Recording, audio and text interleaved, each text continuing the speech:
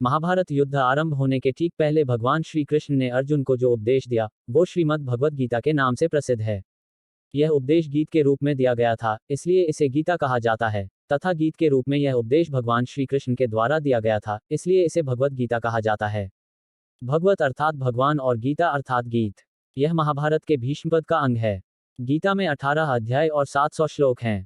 हिंदू पौराणिक कथाओं के अनुसार श्रीमद् भगवत गीता भगवान श्री गणेश द्वारा लिखी गई थी, जैसा कि उन्हें ऋषि वेद व्यास ने बताया था। भगवत गीता धर्म, आस्तिक, भक्ति और मोक्ष के यौगिक आदर्श के बारे में विभिन्न हिंदू विचारों का संश्लेषण प्रस्तुत करती है। गीता में आत्मा, परमात्मा, भक्ति, कर्म, जीवन आदि का वृहद रूप से वर्णन किया गया है। गीता से हमें यह ज्ञान मिलता है कि व्यक्ति को केवल अपने कर्म पर ध्यान देना चाहिए, साथ ही कर्म करते समय इस बात का ध्यान रखना चाहिए कि हम जो भी कर्म कर रहे हैं उसका फल हमें निश्चित ही प्राप्त होगा।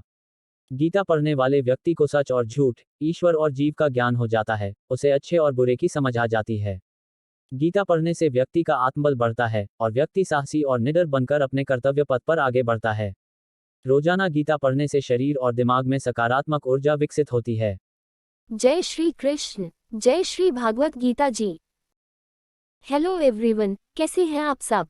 आप सभी का मेरे YouTube चैनल आध्यात्म निधि में बहुत बहुत स्वागत है। मैं हूं निधि खरे और आज मैं लेकर आई हूं आपके लिए श्रीमद् भगवत गीता के अध्याय 3 कर्मयोग के समस्त श्लोकों के हिंदी अनुवाद का वर्णन। आज के इस वीडियो में आप जानेंगे कि इस अध्याय में श्री कृष्ण किस तरह कर्मयोग की व्याख्या करते हैं, वे किस तरह अर्जुन को समझाते हैं कि कोई भी व्यक्ति एक क्षण भी कर्म किए बिना नहीं रह सकता। प्रकृति के अपने अंतर्निहित गुणों से बंधे हुए सभी प्राणी हमेशा किसी न किसी कार्य में लगे रहते हैं। श्रेष्ठ वे हैं जो कर्मयोग का अभ्यास करते हैं और बाह्य रूप से अपनी जिम्मेदारियों को पूरा करने के लिए लगन से काम करते रहते हैं, लेकिन आंतरिक रूप से वे उनसे अनासक्त होते हैं।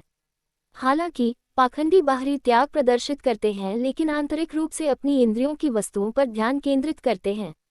तो इस वीडियो को आप बिना स्किप किए एंड तक पूरा जरूर देखिएगा और मेरे चैनल को लाइक, शेयर, सब्सक्राइब और बेल नोटिफिकेशन में ऑल सिलेक्ट करना बिल्कुल भी मत भूलिएगा, जिससे कि आप मेरे सभी लेटेस्ट वीडियो सबसे पहले देख सकें। आप मुझे इंस्टाग्राम और फेसबुक पेज पर भी फॉलो कर सकते हैं। तो आइए मेरे साथ ज्ञान प्राप्त करते हैं श्रीमद् भगवत गीता के अध्याय 3 का। अर्जुन बोले, हे जनार्दन, यदि आपको कर्म की अपेक्षा ज्ञान श्रेष्ठ मान्य है तो फिर हे केशव, मुझे भयंकर कर्म में क्यों लगाते हैं? आप मिले हुए से वचनों से मेरी बुद्धि को मानो मोहित कर रहे हैं, इसलिए उस एक बात को निश्चित करके कहिए जिससे मैं कल्याण को प्राप्त हो जाऊं। श्री भगवान बोले, हे निष्पाप, इस लोक में 2 प्रकार की निष्ठा, साधन की परिपक्व अवस्था अर्थात पराकाष्ठा का नाम निष्ठा है, मेरे द्वारा पहले कही गई है। उनमें से सांख्य योगियों की निष्ठा तो ज्ञान योग से माया से उत्पन्न हुए संपूर्ण गुण ही गुणों में बरतते हैं, ऐसे समझकर तथा मन, इंद्रियों और शरीर द्वारा होने वाली संपूर्ण क्रियाओं में कर्तापन के अभिमान से रहित होकर सर्वव्यापी सच्चिदानंद घन परमात्मा में एक ही भाव से स्थित रहने का नाम ज्ञान योग है। इसी को संन्यास, सांख्य योग आदि नामों से कहा गया है। और योगियों की निष्ठा कर्मयोग से फल और आसक्ति को त्याग कर भगवदाज्ञानुसार केवल भगवदर्थ समत्व बुद्धि से कर्म करने का नाम निष्काम कर्मयोग है। इसी को समत्व योग, बुद्धि योग, कर्म योग, तदर्थ कर्म, मदर्थ कर्म, मत कर्म आदि नामों से कहा गया है। होती है, मनुष्य न तो कर्मों का आरंभ किए बिना निष्कर्मता, जिस अवस्था को प्राप्त हुए पुरुष के कर्म हो जाते हैं अर्थात फल उत्पन्न नहीं कर सकते, उस अवस्था का नाम निष्कर्मता है। को यानी योग निष्ठा को प्राप्त होता है और न कर्मों के केवल त्याग मात्र से सिद्धि यानी सांख्य निष्ठा को ही प्राप्त होता है। निसंदेह कोई भी मनुष्य किसी भी काल में क्षण मात्र भी बिना कर्म किए नहीं रहता, क्योंकि सारा मनुष्य समुदाय प्रकृति जनित गुणों द्वारा परवश हुआ कर्म करने के लिए बाध्य किया जाता है। जो मूल बुद्धि मनुष्य समस्त इंद्रियों को हठपूर्वक ऊपर से रोककर मन से उन इंद्रियों के विषयों का चिंतन करता रहता है, वह मिथ्याचारी अर्थात दंभी कहा जाता है। किंतु हे अर्जुन, जो पुरुष मन से इंद्रियों को वश में करके अनासक्त हुआ समस्त इंद्रियों द्वारा कर्मयोग का आचरण करता है, वही श्रेष्ठ है। तू शास्त्र विहित कर्तव्य कर्म कर, क्योंकि कर्म न करने की अपेक्षा कर्म करना श्रेष्ठ है, तथा कर्म न करने से तेरा शरीर निर्वाह भी नहीं सिद्ध होगा। यज्ञ के निमित्त किए जाने वाले कर्मों से अतिरिक्त दूसरे कर्मों में लगा हुआ ही यह मनुष्य समुदाय कर्मों से बनता है।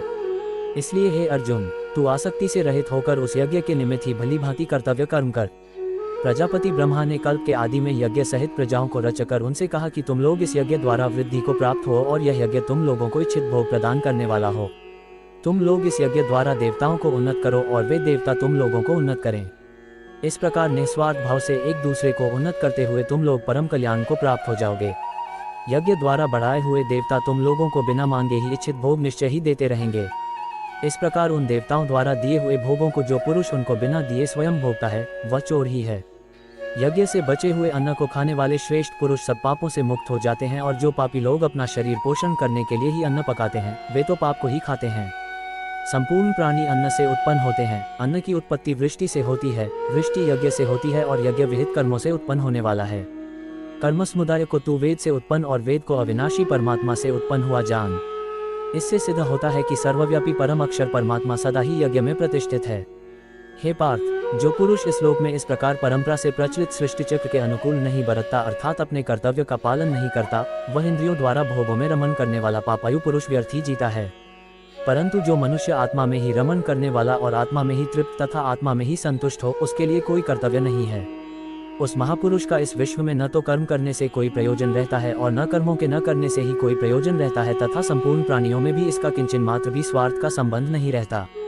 इसलिए तू निरंतर आसक्ति से रहित होकर सदा कर्तव्य कर्म को भली भांति करता रह, क्योंकि आसक्ति से रहित होकर कर्म करता हुआ मनुष्य परमात्मा को प्राप्त हो जाता है। जनकादि ज्ञानी जन भी आसक्ति रहित कर्म द्वारा ही परम सिद्धि को प्राप्त हुए थे। इसलिए तथा लोक संग्रह को देखते हुए भी तू कर्म करने के ही योग्य है, अर्थात तुझे कर्म करना ही उचित है। श्रेष्ठ पुरुष जो जो आचरण करता है, अन्य पुरुष भी वैसा वैसा ही आचरण करते हैं।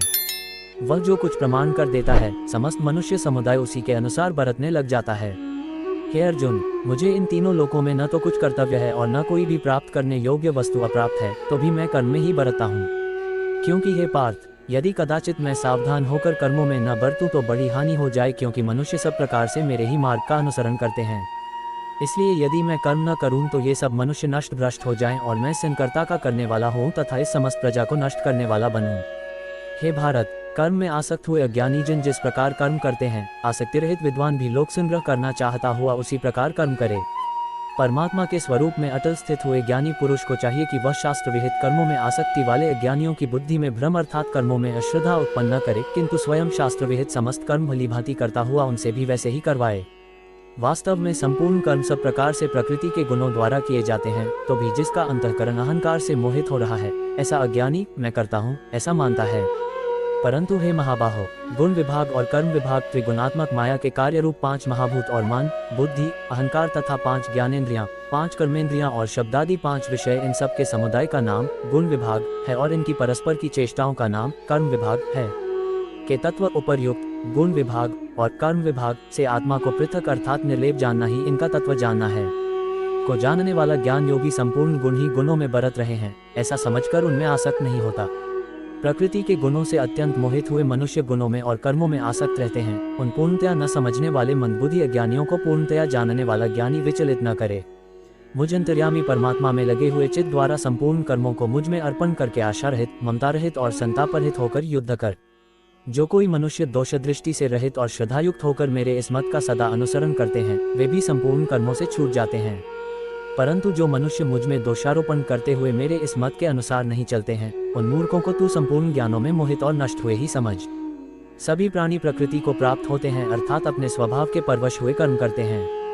ज्ञानवान भी अपनी प्रकृति के अनुसार चेष्टा करता है, फिर इसमें किसी का हट क्या करेगा।